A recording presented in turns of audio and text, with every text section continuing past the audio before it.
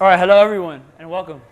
Erik, I'm happy to see some familiar faces and some new faces. I apologize that I'm a few minutes behind. There's two reasons for it. One, you know when you put on a watch and it doesn't work? Yeah, that happened to me. So my watch isn't working. But I have my phone, but I'm not constantly looking at my phone, although my girlfriend would tell you otherwise. Two, I was judging one of my teammates. So if you're not familiar with CrossFit, in CrossFit there's something called the CrossFit Open. And in the Open, anyone is welcome to join the Open and do the workouts. And we have a 5-week-long competition going on in here in the gym. And we have it split up into different teams. And obviously we want our teams to win, right? Who likes to lose? Nobody, right? No one likes to lose. So I was judging a teammate of mine that she was doing it, and she actually got her first muscle up. A muscle up is when you basically pull yourself up to the bar and you bring yourself. So she's been doing CrossFit for 8 years, and she finally got her first one, so that was awesome. Now, Evenings with Erik, we thought it was a catchy name, right? The alliteration, the E. We thought it could be something very cool, casual. Like I said, the idea is kind of like a campfire, sitting around the campfire just talking, right? So I want you all to feel very comfortable. Yeah, like, are you afraid of the dark? I want you to feel very comfortable to ask questions, right? It could be something very personal to yourself, like if someone has PCOS or diabetes, and if you're comfortable with saying it, by all means, please ask whatever you want to ask. Don't take anything as legit medical advice, even though I do have a lot of expertise in that. I always recommend that you see a doctor, get blood work done and all of that. I just don't like to make blind recommendations, but I'll be happy to give some recommendations today. Just keep in mind, you should take it all with a grain of salt. And I'll try to be as specific as I possibly can with any answers. The idea is Q&A, question, answer. You could also ask very general questions, like if I think Dr. Mercola gives good information, and I'll gladly tell you no. 8-9 Academy. If you've never been here before, this is Train 8-9. That's the name of the gym. This is one of my home gyms. We have a nutrition department here where we can measure things like body composition. I have access to do blood work as well. So looking at either different hormones and whatnot. It's not covered by insurance. If you're going to ask, it's not. They can be pretty expensive. I'm very straightforward with my prices. The 8-9 Academy is something that we've started over here to educate the community. Members of the gym, if you are a member, you get discounts. Obviously, if you're not a member, then you pay the full price.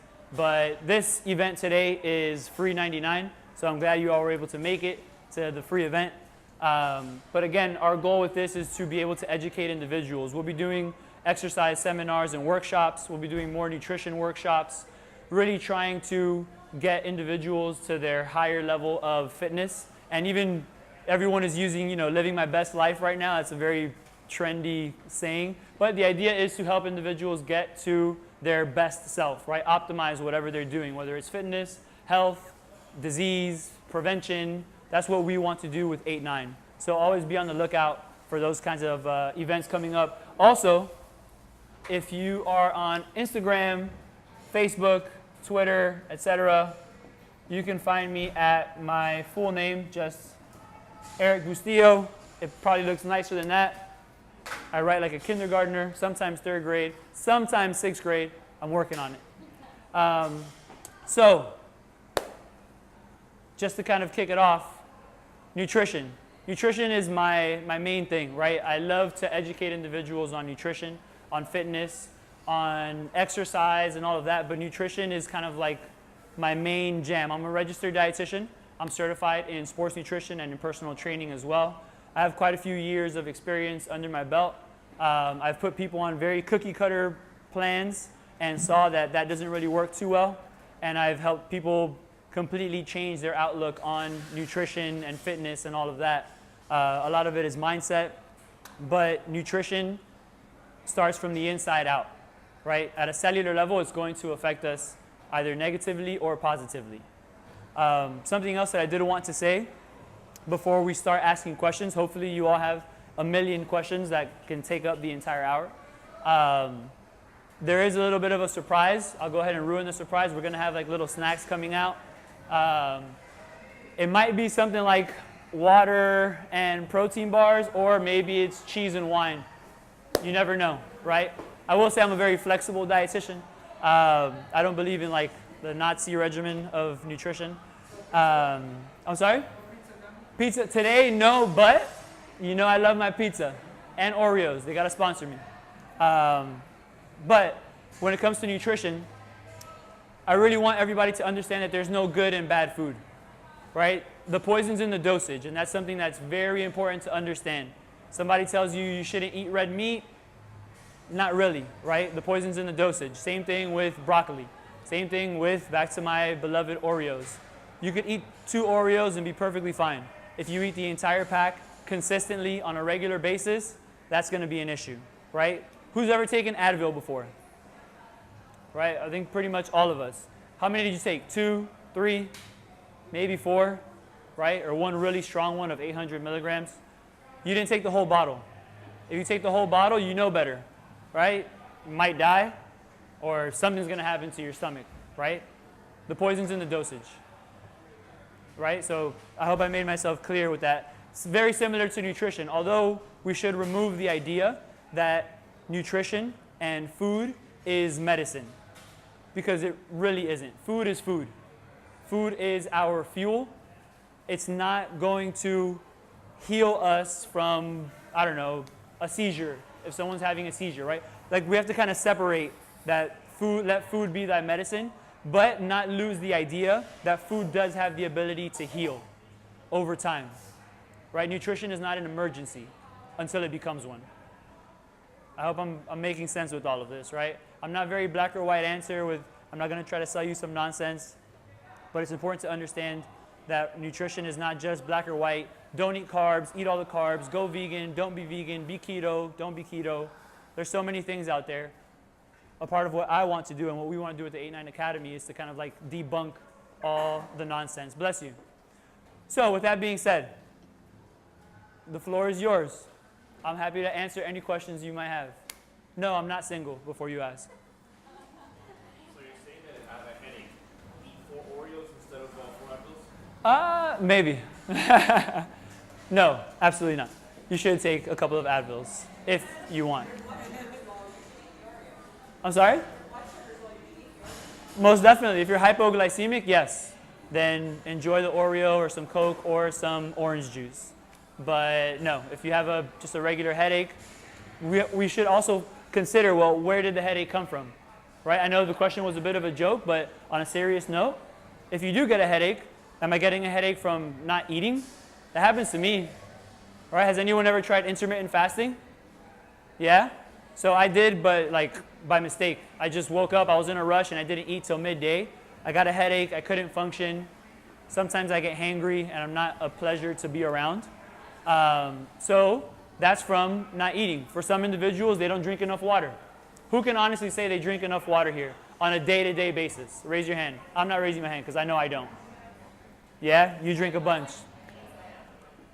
I bet you drink probably at least a gallon every day. Yeah. You try it, right?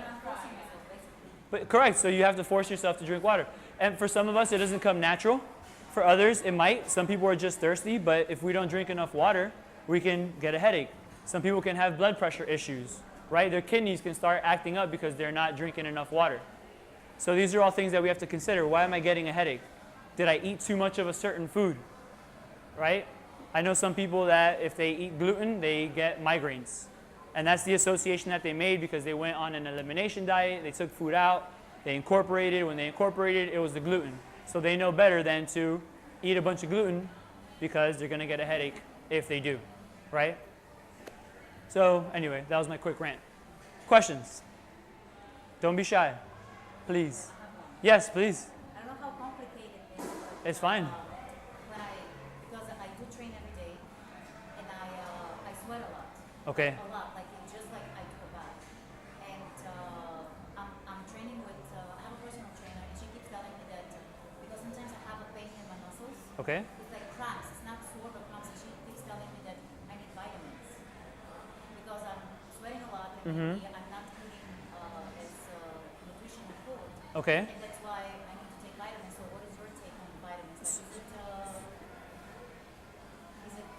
is she right? I mean, is it something that can help your muscles? It depends. Yeah, I'll say you're going to hear it depends a lot. Well, you'll hear it depends a lot depending on how many questions you have. So it depends. What I would ask you is, what exactly is the pain? Is it actual cramps? Like, are your muscles just tightening up and you can't move? Or is it just like, is it some kind of lingering soreness? Yeah, just being uncomfortable. Like if you do a certain exercises, just you feel like your muscles like cramping. Like very tight? Yes. So that could be a few things. When it comes to cramps, we don't know the number one specific reason why people get it, but it appears to be a few different factors. Lack of flexibility and not stretching enough. Lack of hydration, so not enough fluids. And lack of electrolytes as well. Now, some electrolytes can be considered vitamins. Technically, they're minerals like magnesium and calcium. Those are electrolytes. So maybe you're not getting enough of those. Now, to say that you're getting this muscle pain because of vitamins, not to make fun of the trainer, but maybe I don't know where she came up with that conclusion without actually maybe looking at some kind of blood work or knowing exactly what is going on. Because the thing was that she was asking how I eat, and I told her that I would eat very nutrition. You just kind of eat whatever you want. What I find, yes. Gotcha. This is where she came from. Got it. And maybe I don't. And it's a constant aggravation in the muscles, or only when you're working out? When I'm working out. During? Yes.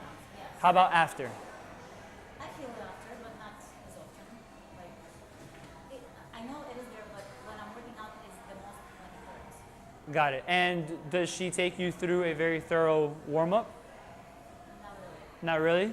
So I would recommend, from an exercise science standpoint, maybe before she gets there, do your own warm-up. Do you know what the workouts are going to be beforehand or no? Yeah, we talk. But, Yeah? but I know only like it's going to be for the legs or for the arms, but not exactly. So you don't know the specific workout. So if you know the body part, or even if you don't know the body part, I would just say take 10 to 15 minutes before starting to work up a sweat. Yes, something simple. Start walking, then go into a jog. Maybe start doing, I don't know, something like bear crawls if you want to, some push-ups if it's going to be upper body, something to get the blood flowing. From a nutritional standpoint, there is possibility of not enough hydration, even though you say that you make it a point to drink a lot. So if you're trying, then the conscious effort, it might be enough. It could very well be lack of electrolytes. Now, I'm not going to sit here and tell you to drink a bunch of Gatorade, but they do sell like electrolyte packets if you wanted to try that. During your workout, you can always give that a shot, but it might be something else. It might be just maybe lack of a good warm-up that you start feeling it, or maybe, remember your nutrition kind of helps you recover from the inside out. There's probably suboptimal nutrition. So you might not be eating as well as you should be. And then that's going to take negative impact, because now if you're getting suboptimal nutrition, for example, let's stick to protein. Protein is like the healing nutrient, right? If you're getting suboptimal protein, then that right there is going to affect how well you're recovering from your workouts. If you're not getting enough of the electrolytes, that can affect your immediate performance during the workout. So it's kind of multifactorial. What I would recommend is, I don't know if you're familiar with MyFitnessPal. So it's an app on your phone. And I would recommend this to anyone if you're interested in looking at how much you're consuming and what you're consuming. Download MyFitnessPal and start holding yourself accountable to see exactly what and how much you're eating. For weight loss, it's great because you think that you don't eat that much until you start tracking the nuts that you eat, the crackers from your desk, and next thing you know, you're getting 1,500 calories just from snacking, not to mention your main meals. If you should only be eating 1,800 calories, but you're consuming 2,600, no wonder you can't lose weight. Don't blame age, don't blame hormones, don't blame whatever. We're eating too much. So on your end, keeping some kind of a food log. MyFitnessPal is nice because I'm not sponsored by MyFitnessPal, by the way. It helps you see exactly how much you're consuming, assuming that you're familiar with portions. So if you know what 3 ounces looks like, and there's a bunch of resources online as well. Correct. And you can say, wow, I really don't get enough sodium. You can look and see like, wow, maybe I'm eating too much fat. I don't get enough carbohydrate. And my workouts are pretty intense, and the carbohydrate would actually benefit me for my workout. It's very multifactorial. And I just wouldn't recommend any vitamins like right off the bat. I would just ask you to make a food log and see how, correct, yeah, start with that. But don't forget your warm-up, please. Thank you. Yeah. If you're going to be in a deficit or you're going to put a client in a deficit, do you think one is more important, like have them track their macros or have them just look at their calories? If I'm going to put someone in a caloric deficit to help them with fat loss, okay, so what would I prefer? Them to track their overall macros or just eat a specific number of calories? In an ideal scenario, tracking their macronutrients. Because even though a caloric deficit is number 1 for fat loss, I want to see what they're consuming. Because as much as a caloric deficit is important, I also want to make sure that they're getting enough protein.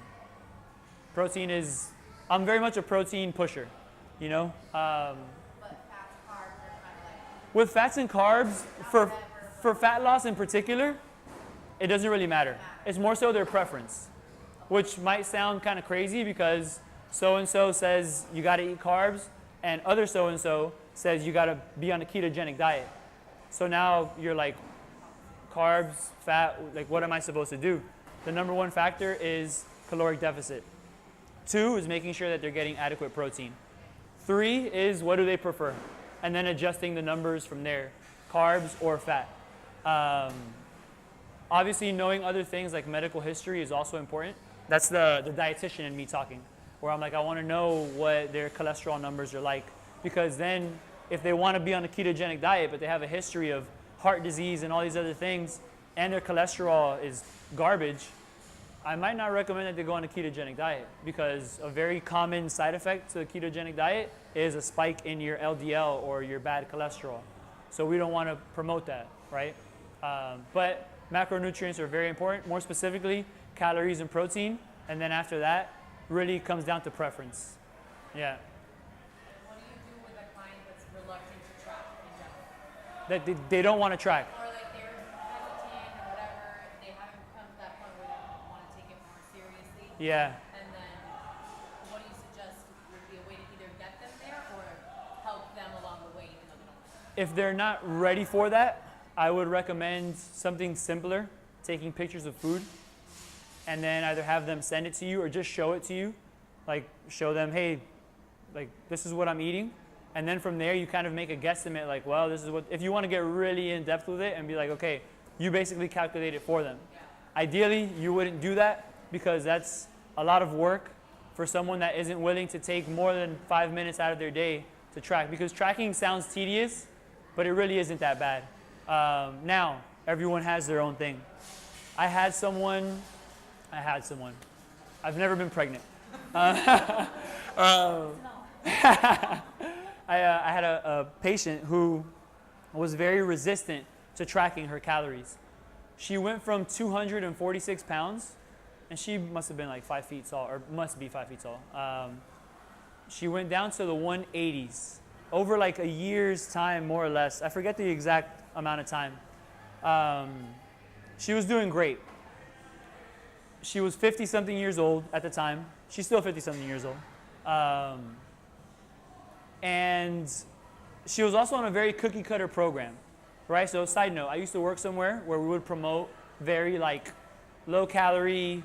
It was high protein, which I was an advocate for, and I helped create the program. So this is not me bashing them at all. I was very much a part of it, but it was very cookie-cutter.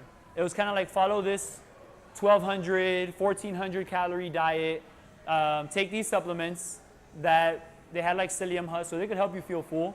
I'm sorry if I spit everywhere. You guys are gonna need windshield wipers over here. Just back up, or embrace the Erik spit. Just and so it was very, very cookie cutter, and it worked wonders for a bunch of people. Like coming off of medication, people losing over 100 pounds. Like I'm telling you, it was great, but it almost sparked like a false hope that like this is the new Atkins diet. This is the new South Beach diet. And what I'm saying is that cookie cutter doesn't work for the long run, right? She was on it, and I'm telling you, she was feeling great. She was exercising, and then she stopped. And then she went into the 190s. And I was like, so-and-so, what's happening here? You know, like, I don't want to like point the finger, but who else am I going to point the finger at?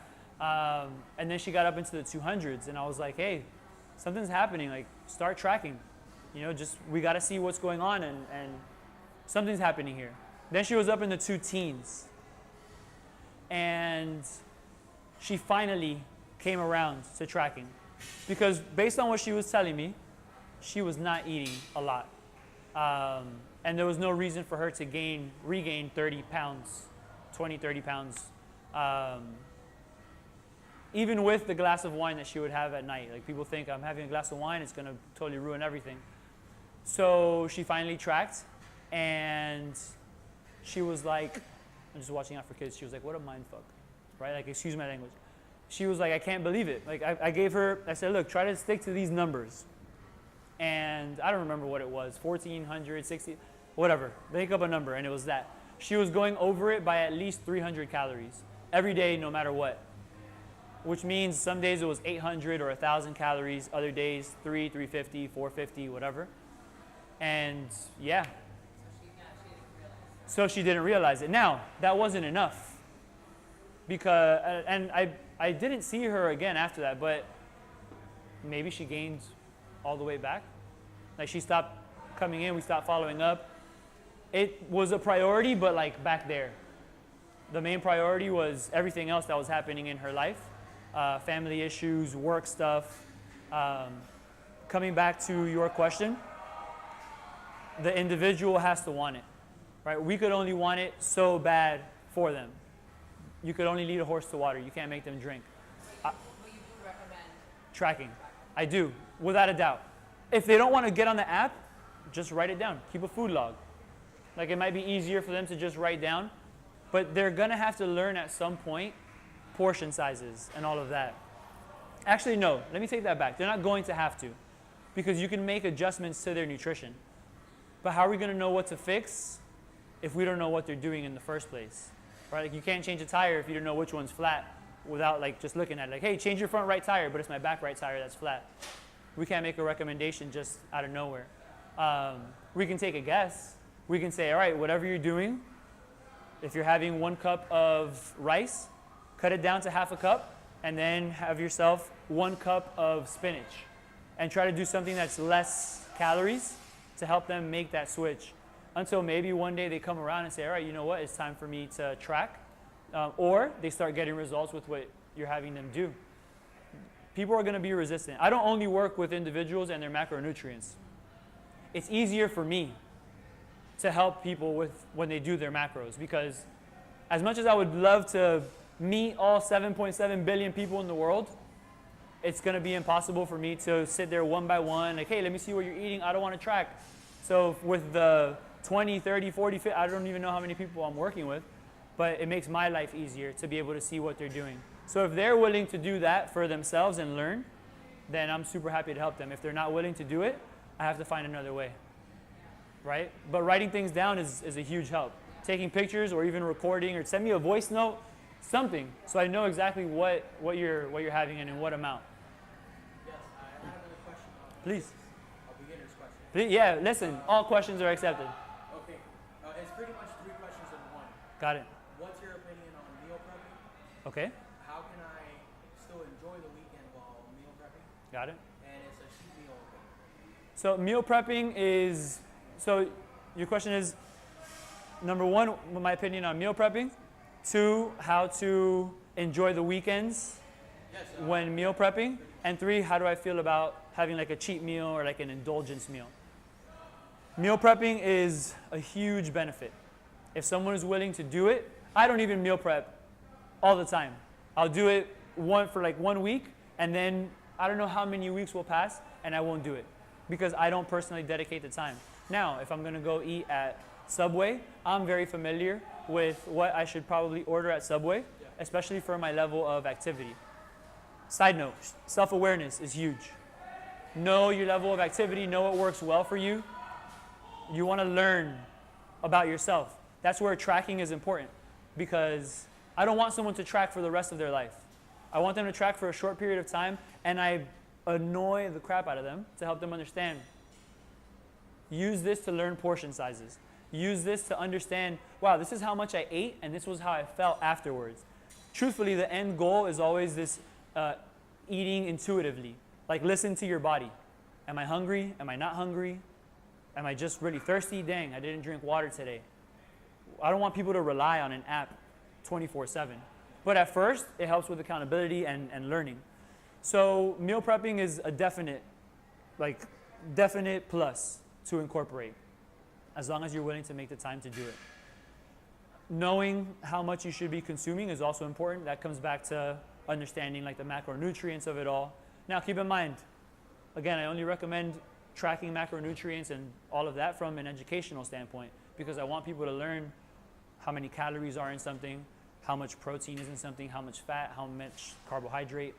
But meal prepping is a definite plus. Without, what's that saying? Failing to plan is planning to fail. So that's the idea with meal prep. We didn't plan, right? So we failed to make a plan. So now it's kind of like we're planning to fail, because now it's lunchtime, and either they're bringing lunch to work, and it's going to be arroz con frijoles negro and God knows what, and I can't control myself when I have arroz con frijoles because I love them so much, right? Or I'm on the run, I have meetings, I'm not going to eat anything. Then when I do finally eat, I eat the entire house plus that cookie, you know? That's where it really helps out to have some kind of preparation. As far as meal prepping and being more flexible on the weekends, weekends can make or ruin somebody's lifestyle program.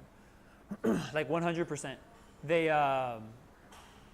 Let's say if you're averaging 1,600 calories a day, again, I'm just making up a number, so don't take it as like the Bible. But on the weekend, you're averaging easily 3,300. You can say whatever you want about your trainer, your dietitian, your gym, your hormones, your age, your genetics, all of that. But we should always look at ourselves. Because if I'm going to be real, on the weekends, I'm eating way differently than I'm doing Monday through Thursday or Friday. Depends on when your weekend starts. For some people, it's Friday, Saturday, Sunday. For some people, it's Saturday, Sunday. For some people, they do enough damage in one day. So again, the self-awareness of what am I really doing? And every little thing adds up. The alcoholic beverages, that adds up. Like, there's so many different things that could factor in.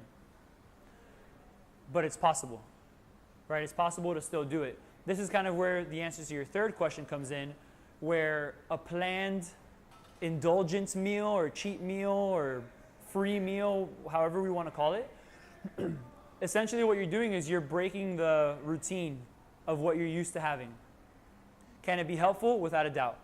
Is it necessary? No. That's where being a little more flexible with your nutrition is beneficial. Meaning, if you want to have an Oreo, have an Oreo. But one Oreo, not one sleeve, Monday, Tuesday, Wednesday, Friday, Saturday, Sunday.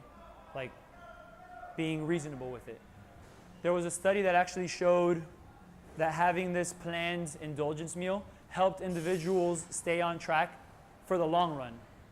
So either it kind of gave them something to look forward to on the weekend, so they felt like, wow, you know, I'm empowering myself because now I'm restricting during the week. It's not anything that's crazy difficult. I'm just not eating as crazy as I used to, but I still get to enjoy my whatever Italian restaurant that I want to go to, or if I want to go to Prime 112, or if I want to make some vaca frita with whatever at home, then cool, keeping things within reason. right? Did I answer your question? Yes. I did? I'll do it. Okay, cool. Are you sure? Yeah, sure. Okay, because I do a lot of dancing. Well, I'm currently working with Erik now, so a lot of things that they told me work for me, at least for me. So I'm tracking macros, and I've been tracking macros for over a year and a half, something like that. Which at home gets really annoying because I track pretty much every single nut and stuff like that. I get a little obsessive with things like that. You like the data? I like data too. So then, but also I started working out more on that as well. So I come here like maybe 6 times a week. One of my latest thing now, the last few weeks, is about using protein. Like I changed to hydrolyzed isolate. Okay. Kind of reading about a bunch of articles online, like your body can absorb certain amount of protein per hour. So if you come with a shake to the gym and have 50 grams of protein, Yep. you're wasting pretty much a lot of it because it's going to the toilet because your body can absorb only that much per hour. So there's an interesting point on that. What's your opinion on that? As far as the scientific studies, and I love the fact that you said that because there's a lot of talk in the nutrition fitness industry from dietitians, from doctors, from trainers, from the lay individual that just likes to work out. Just a quick little primer on protein overall.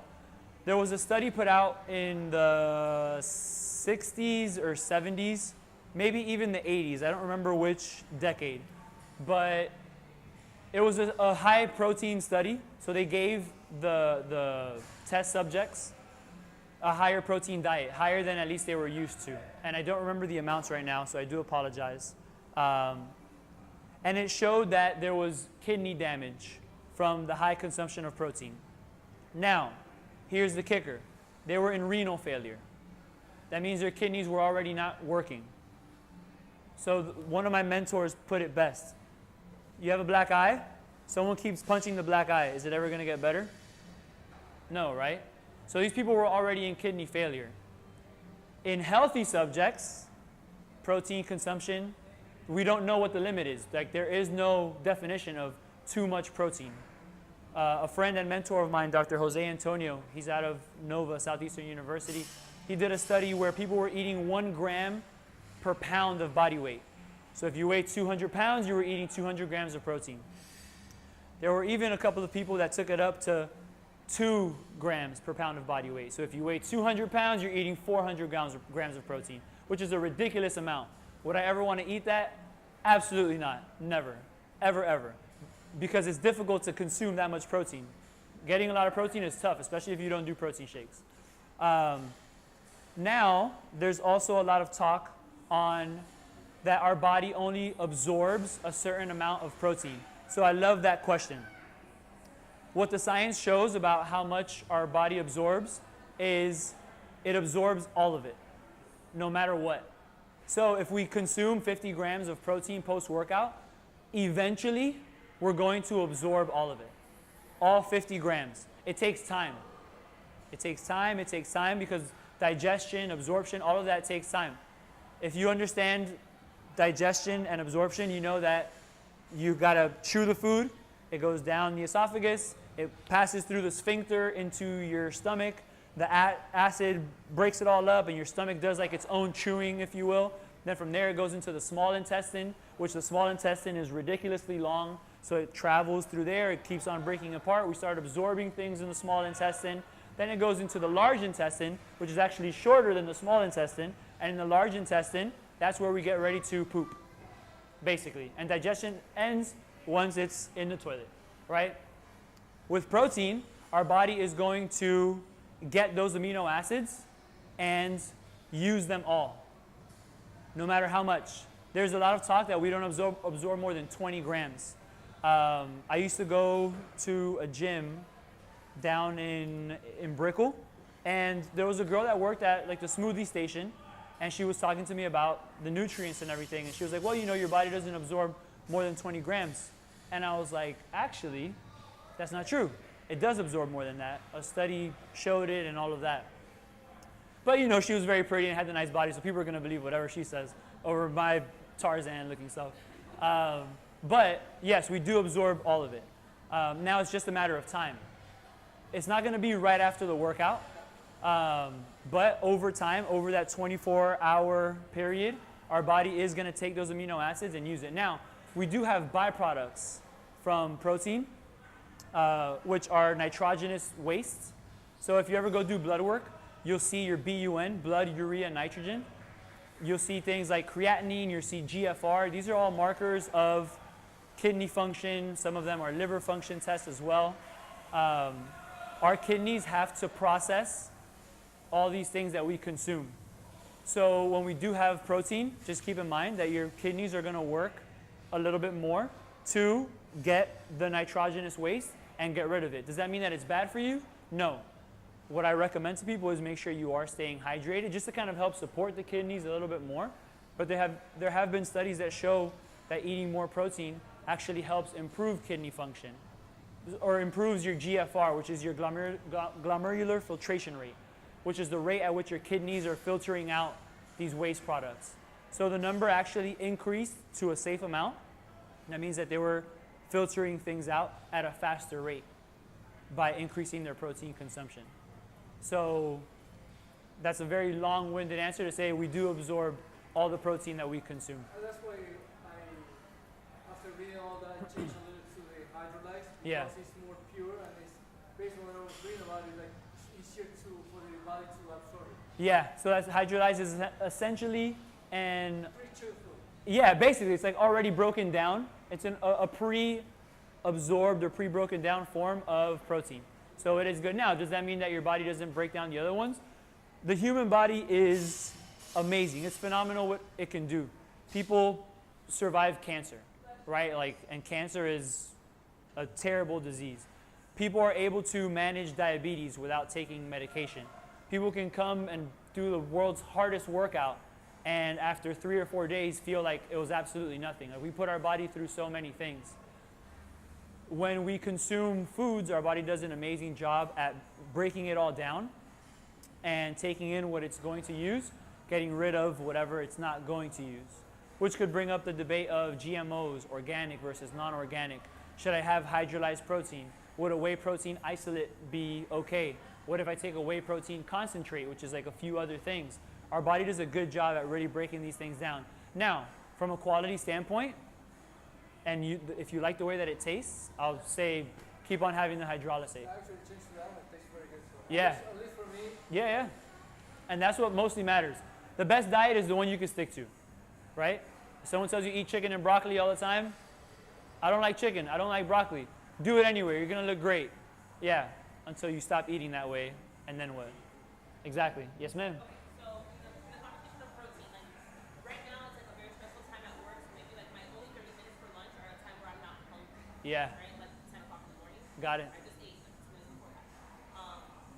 What do you like how protein shakes I take usually after a workout? Sure. How do you feel about protein shakes like maybe as a snack or something? Or like what should I snack because at 10 I'm not starving and at 2 I'm about to eat everybody in front of me. I got you. Yeah, yeah, yeah. No, I know. Then I'm the hangry you were talking about. Yeah, yeah, yeah. Twins. So I would recommend yes to the protein shake. That's like one of my secret weapons. I tell people, I'm like, swap whatever you're having as a snack for a protein shake, right? A protein shake, let's say the brand that I like a lot is Dimetize. I'm also not sponsored by them. I just strongly believe in this brand. Although they do send me product, and I might be starting a study soon on women who exercise regularly, so just be on the lookout. Dimetize ISO 100. It's a very good protein. That is maybe 120 calories or something, and you're getting 25 grams of protein in one scoop. As opposed to, let's just say something that is also healthy, right? A donut, easily 300 calories, right? It might be delicious, but right. But let's just say a banana with a tablespoon of peanut butter. And now this is just from a pure caloric standpoint, right? I also tell people we don't eat numbers. We eat food that affects the numbers, right? So to not get obsessed with the numbers is very important. But there's also like a fine line and understanding how to work around that. A banana might be, let's just say, 100 calories, depending on the size of the banana, whatever, and how ripe, whatever. So let's say it's 100 calories, and you want to have a tablespoon of peanut butter, which is another 100-ish calories. Just with that alone, you're having, let's say, 200 calories. Where the shake, and that's going to be a little bit of protein in the peanut butter, maybe 3-ish grams of protein. You're getting maybe 8 grams of fat, and I don't know, whatever, 7 grams of carb, or maybe a little bit less in the peanut butter, plus the 20-something grams of carb from the banana. The protein shake, and I'm talking about just ISO 100. There are some protein shakes that have more carb, more this or that. ISO 100 is pretty much just the protein. Again, I'm not sponsored, please remember that. And you're just getting 100 and let's say 20 calories of pretty much only protein. Now coming back to your question of the macronutrient profile, if I want to make sure someone is getting adequate protein and kind of keep everything else in check, I would much rather them do a protein shake. Plus it's easier, it's less messy, it's portable nutrition, right? You just shake it up, mix it with water, put ice in there if you want it to be cold, and you drink it. Yes. The Quest bars? Yeah.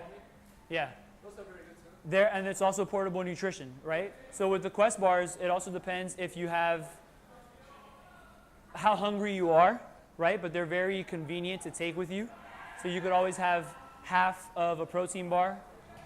Something else that you could have as a snack, just very simple snack ideas. Nuts are always a good idea, but they're very easy to overconsume, right? You can easily get well over 200 calories in one handful of mixed nuts.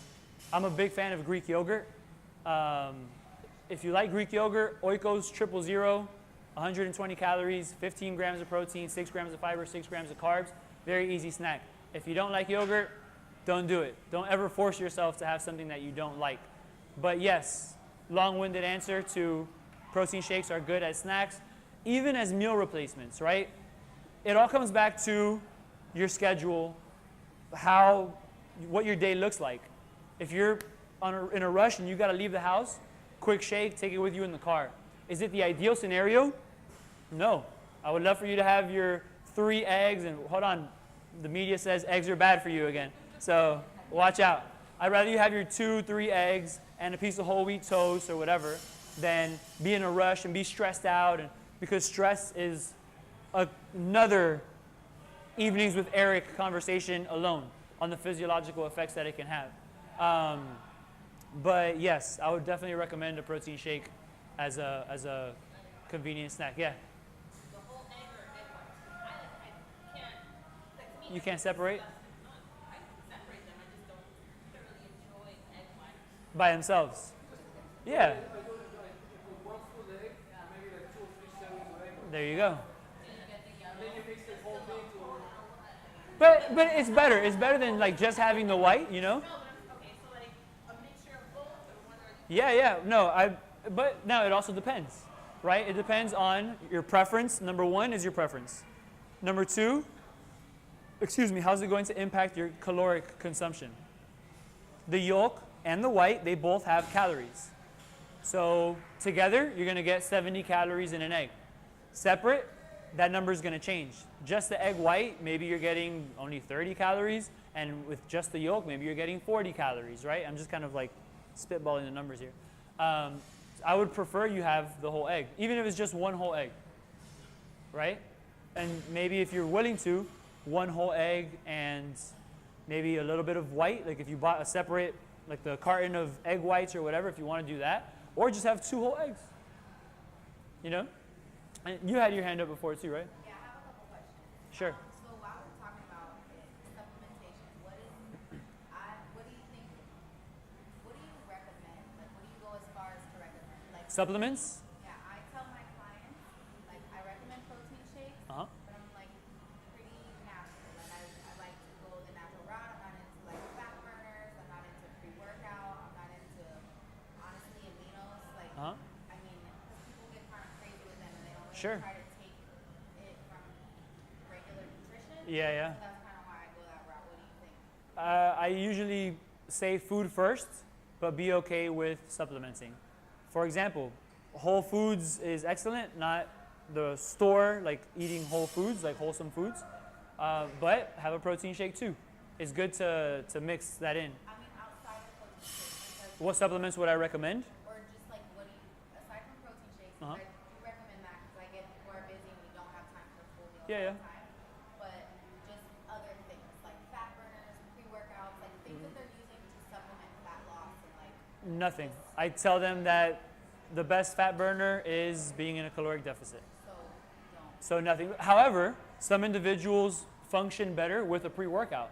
So go ahead and take a pre-workout. Just make sure it's not going to give you crazy tachycardia, right, where your heart is racing, or just make sure you're not allergic.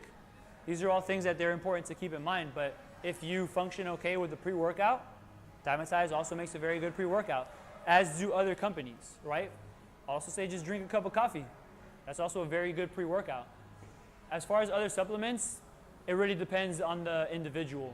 General supplements, I'll recommend things like fish oil as long as no allergy, vitamin D, as long as there's no other underlying medical condition. A multivitamin, yeah, generally speaking, I will.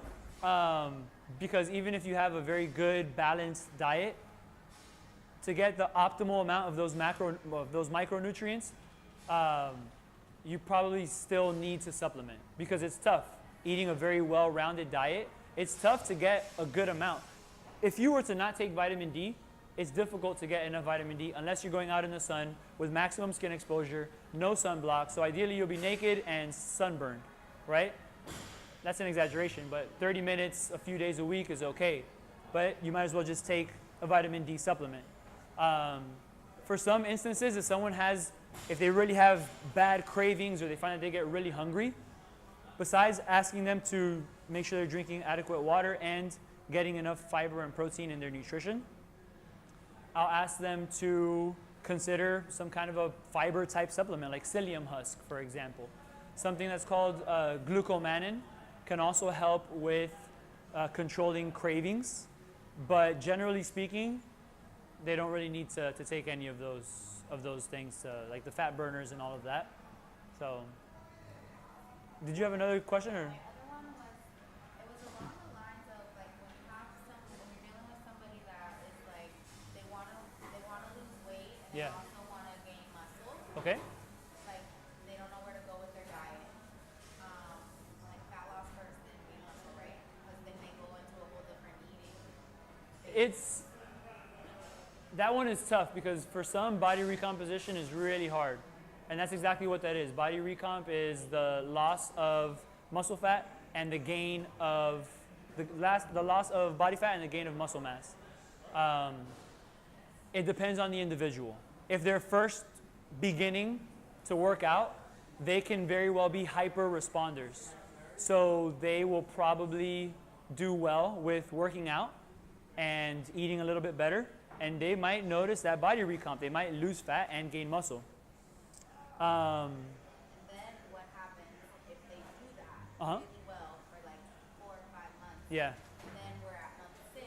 it might hit a plateau or something like that. Plateauing, Yeah. and their body fat is like going down, but really slowly, and their muscle mass is going down.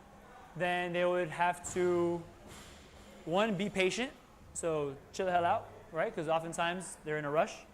2, make sure that they're getting adequate protein. And what are they doing for their workouts? Are they lifting enough to stimulate muscle mass? Those are like the basics that I would really focus on without getting into too much detail. Actually, we saw body recomp with Christian where we did his body composition in November, like in late November, and then we did it again in, I think, February. And he had gotten himself together. He had to travel and do all these things, but we saw body fat come down and we saw the muscle mass come up. So we saw a shift in that, which was great. It was a change in your nutrition, and he's in here working out, right? You're gonna have to put in work. As beautiful as surgery sounds, it's not gonna be sustainable. Well, I'm saying like as far as a quick fix, you know, hey, bariatric surgery, does it work? Most definitely. It's one of the best treatments for fat loss or for weight loss. But what happens after? If you don't change this, you might not change this in the long run, right? And then you had a question. So I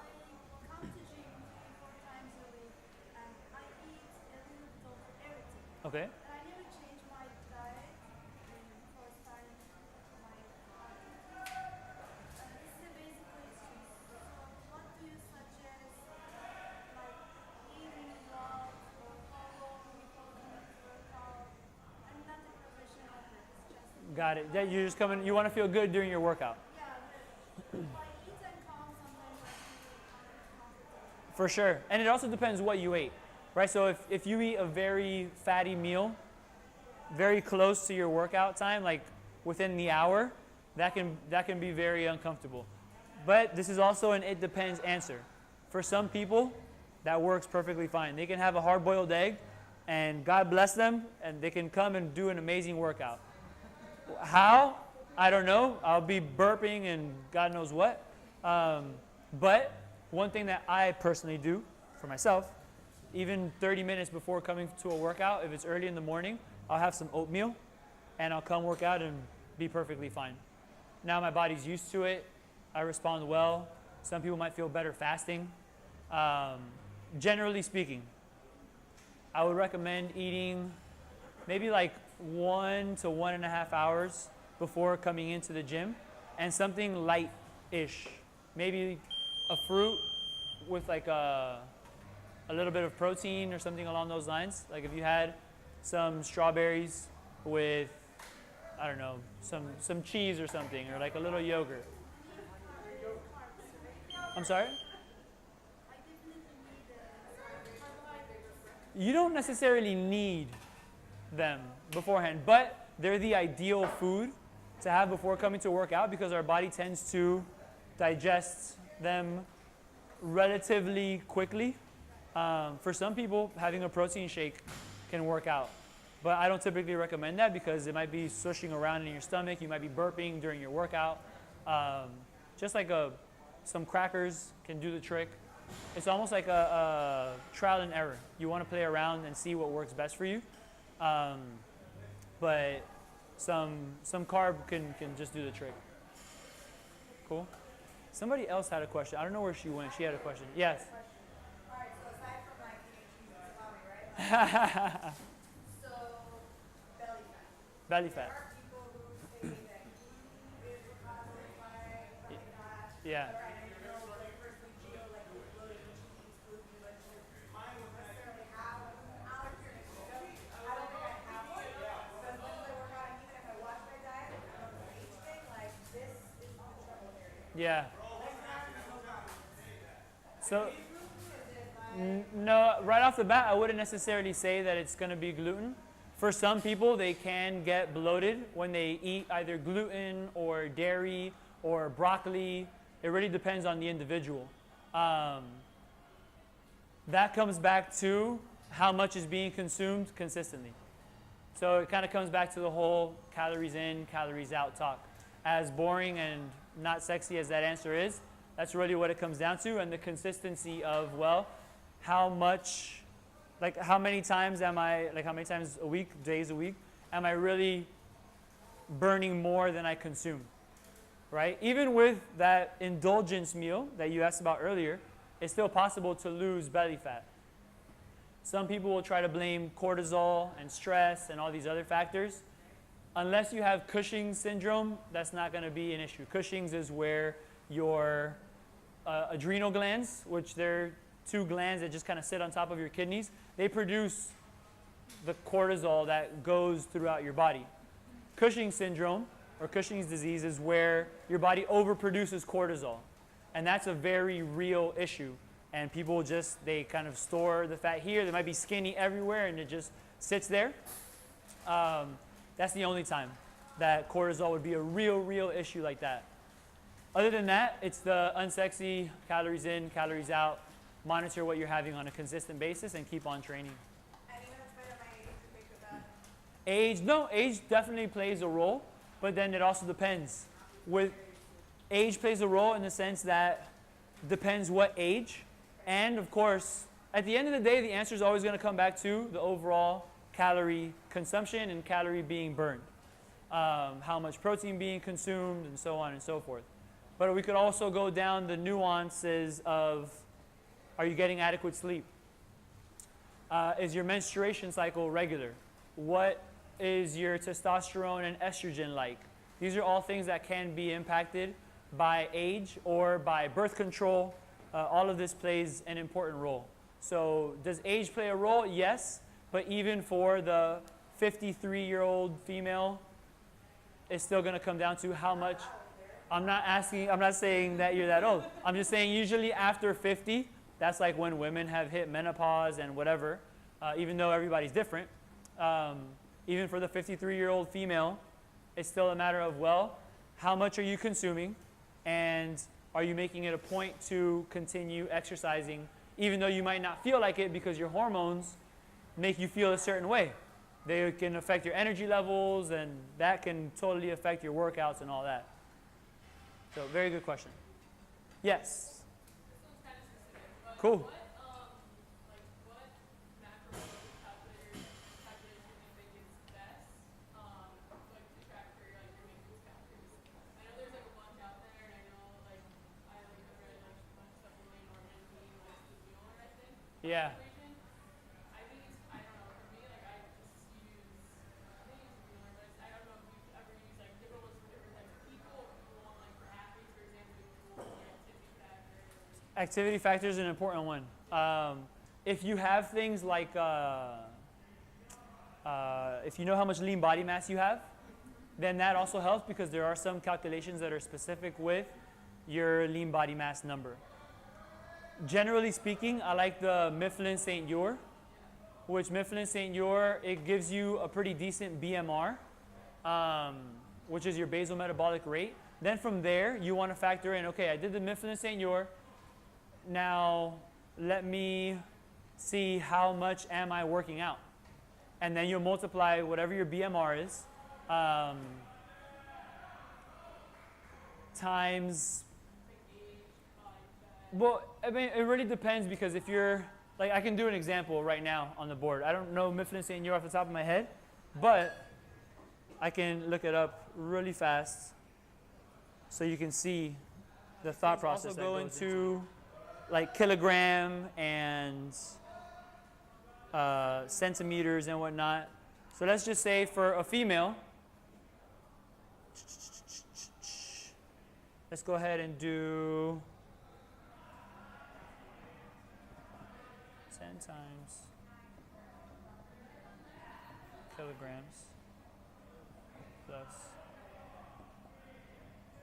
6.25 times centimeters.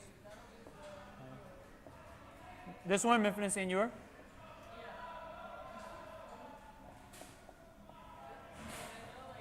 age.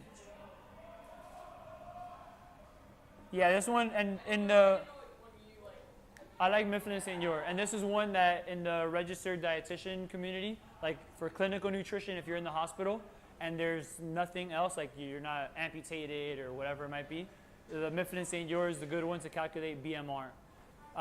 Then if someone's bedridden, you're pretty much just using their basal metabolic rate because there's zero, if any, activity.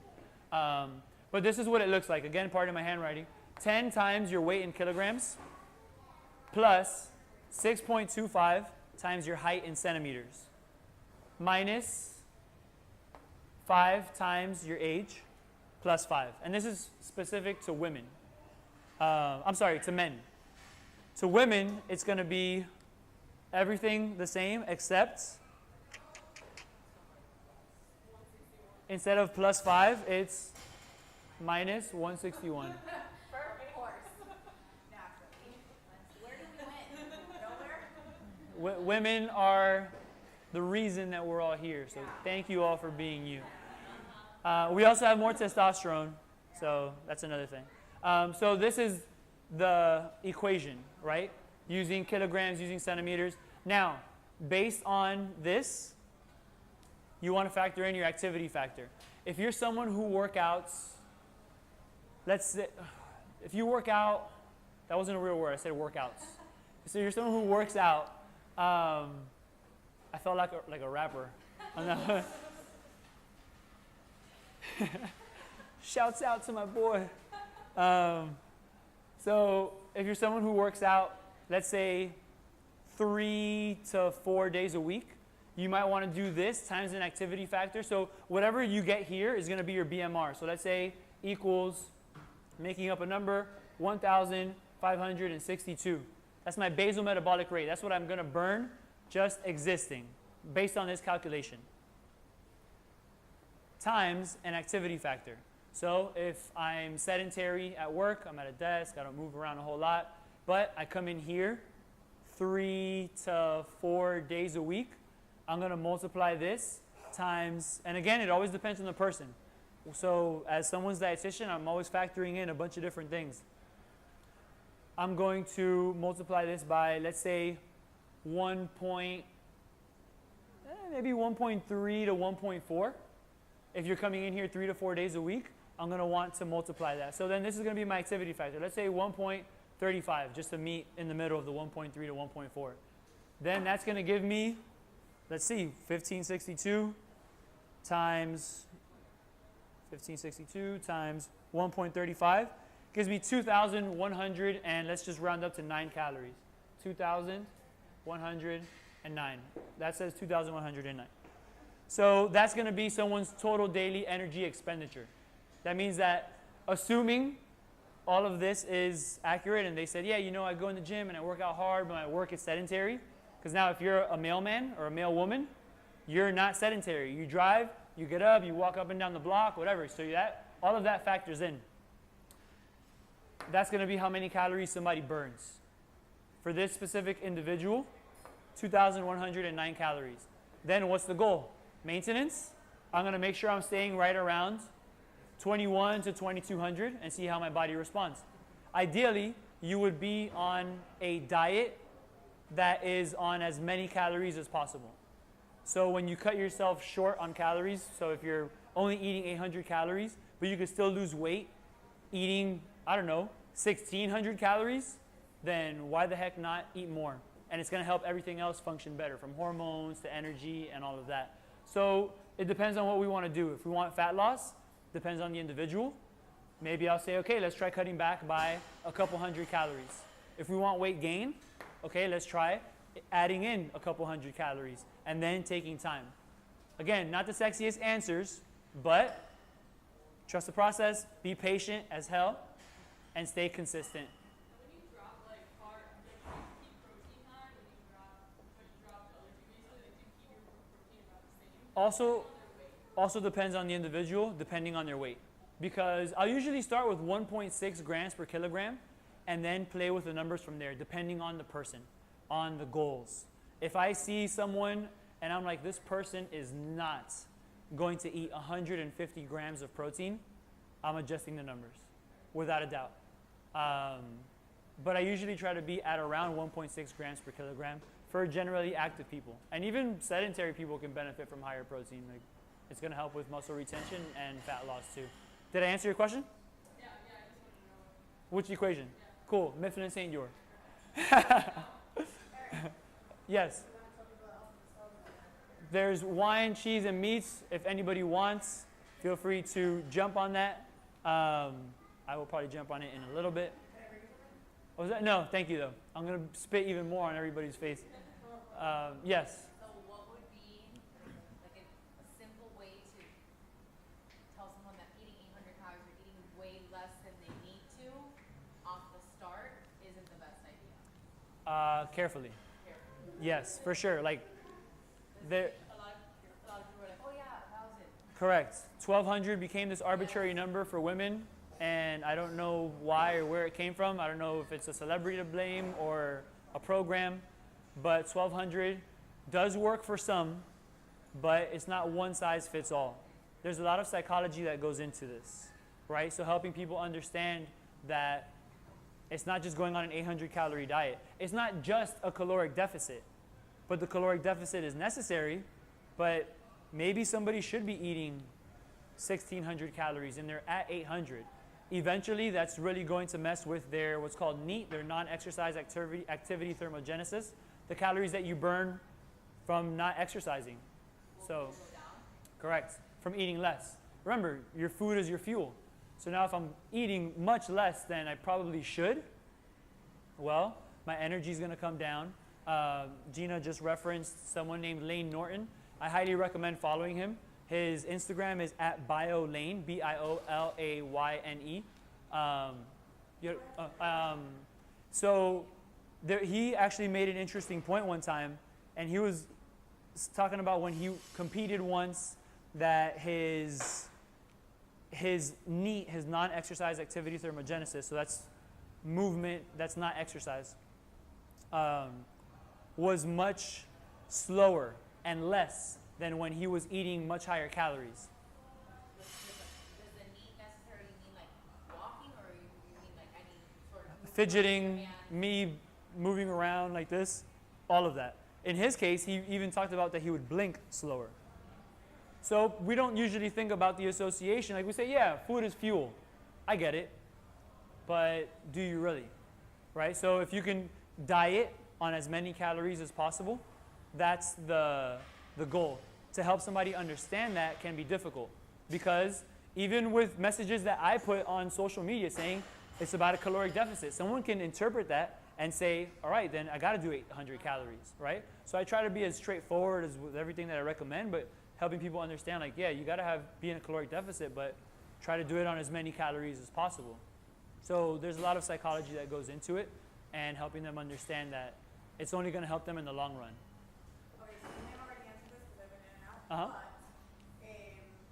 clearly carbs are fuel. I work out a lot, so I don't eat carbs. I like carbs. Yeah, we all do. There are people who tell me that, okay, so especially if you're calorie counting, like fat and carbs relatively interchangeable. Yeah. As long as you're like, you know, watching your calorie count and getting enough grams of protein.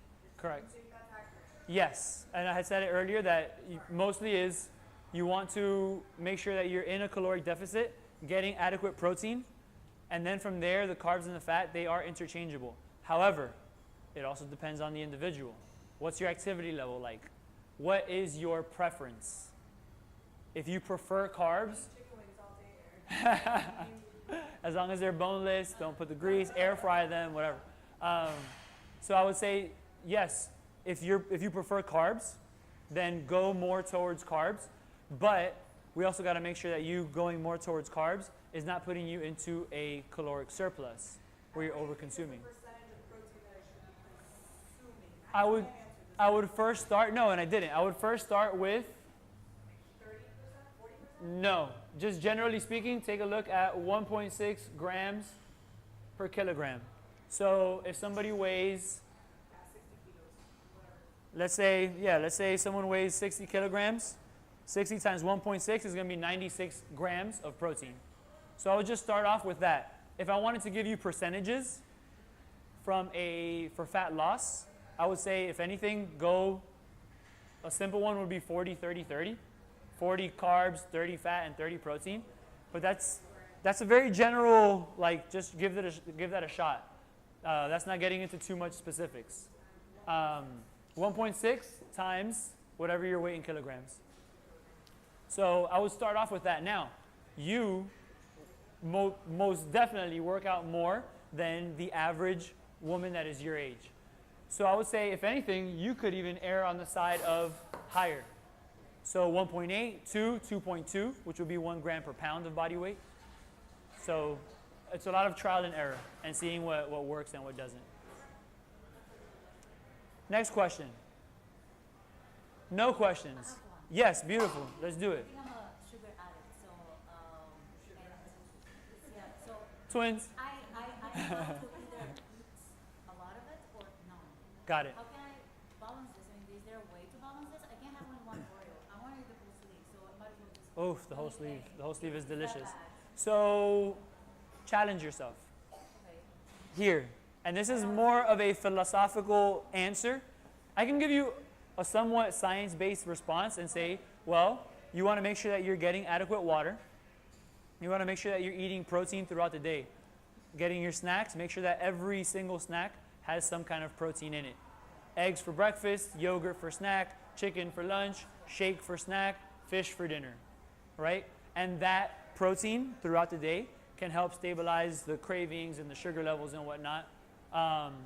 Then the real challenge is, well, can I just have one Oreo? And I've challenged myself to this because, like I said, I can easily eat 12 Oreos like it's nothing. I put them in a cereal bowl, I put the milk in, I mash it up, and I eat it. And you open it and you close it different ways. I love Oreos, right? So I said, you know what, Eric? Every time you eat Oreos, you at least have 5 Oreos. Can you just have one?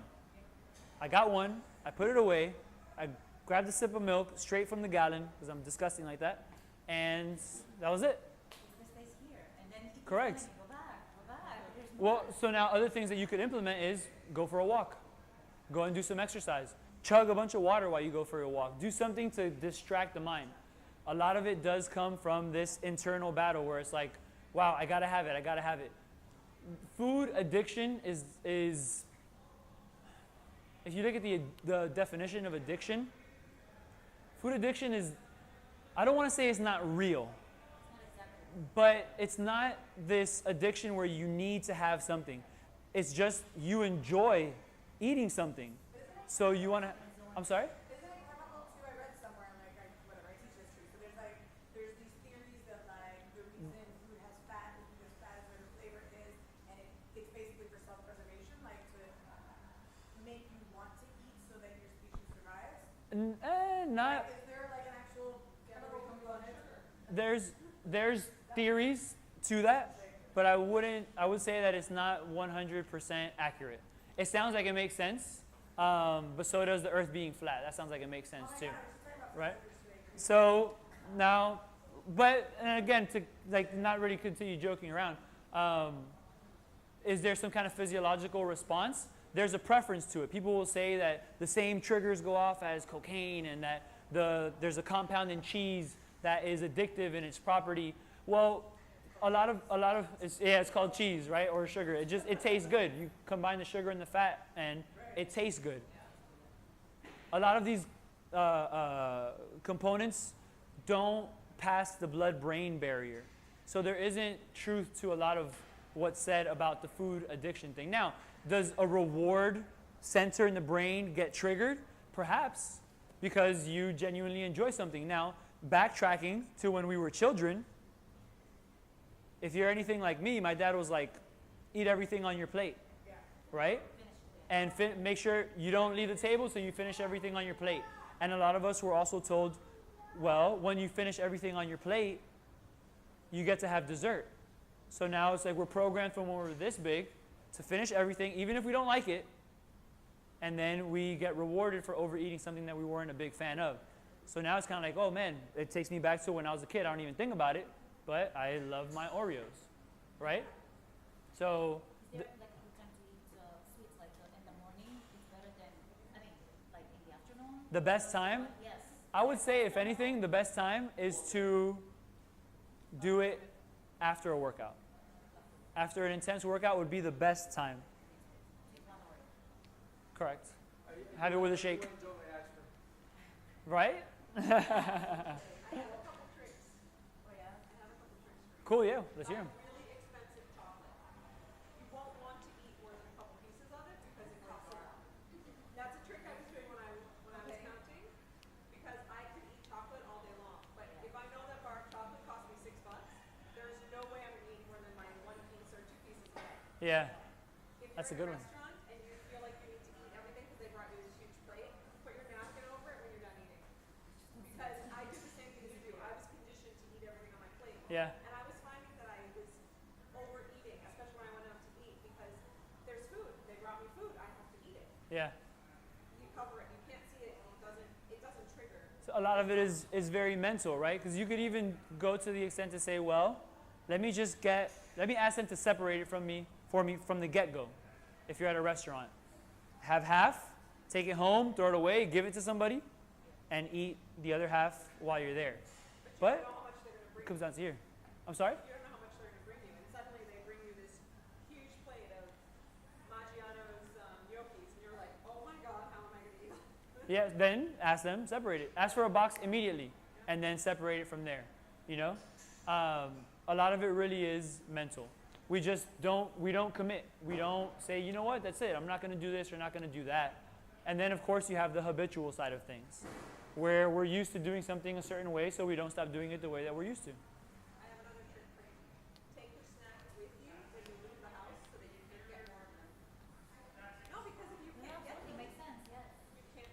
Yeah, very practical. I had to have a lot of tricks because I love chocolate. And those are helpful. Those are very helpful. Yeah. So, I will literally eat it till it's gone. Like I like ice cream. So a while ago I found this brand called Halo Top, which is just okay ice cream. But it does the job. does the job. But like a whole pint of vanilla ice cream is like 280 calories. It's the same as one serving of Haagen Dazs. Yes, exactly one serving. So I split that between either 4 portions or 2, depends how I feel. But I also plan in the morning what I'm going to be doing during the day. But I always put a little slot of macros for like a protein, carbs, and that for that specific serving at night. So, planning is helpful. Getting the mindset into it is also beneficial too. So Yeah. I Yeah, look forward for that some days. For sure. And that's like, it's an indulgence that is within normal limits, right? So, all right, I think everyone's attention span is ready to go. So thank you all for coming. Be on the lookout for the next 8-9 Academy, another evenings with Erik to come sometime soon. Thanks for spending your Monday evening with me over here. I appreciate you all. Thank you. Thank you. Thank you.